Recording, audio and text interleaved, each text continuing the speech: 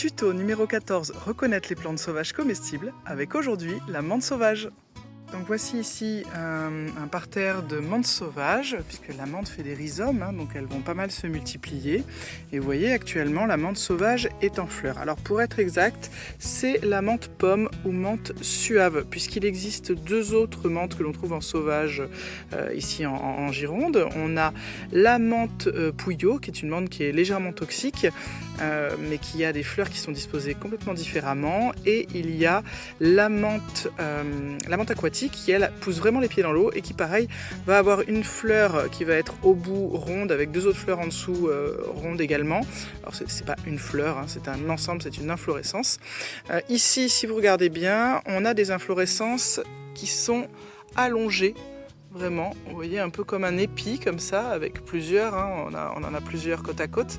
On peut en avoir encore en dessous, encore un peu plus, comme là, qui vont avoir des fleurs qui sont d'une couleur rose très très pâle, ça donne un effet presque blanc.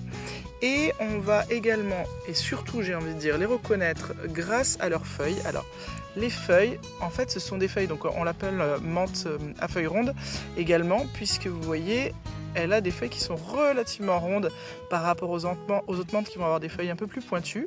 Elle est d'un vert assez clair et elle est finalement assez velue sur l'ensemble. Alors ça va être plus ou moins velu, ça dépend vraiment des pieds.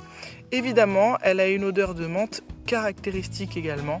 Et comme toutes les menthes, on va retrouver une tige carrée. Mais ça, c'est toute la famille des Lamiacées, qui est une grande famille botanique où on a tige carrée, feuilles opposées et ce qu'on appelle décussées, c'est-à-dire des feuilles qui sont l'une en face de l'autre mais décalées de 90 degrés comme ici. Vous voyez, c'est une manière de mieux capter le soleil en réalité.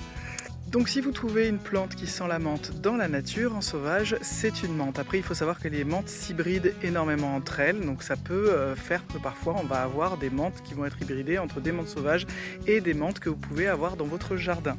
En tout cas, on peut donc les utiliser, ces menthes sauvages, comme toutes les autres menthes, pour parfumer différents plats, des taboulés, des boissons, des desserts. Alors évidemment, on pense au mojito sauvage.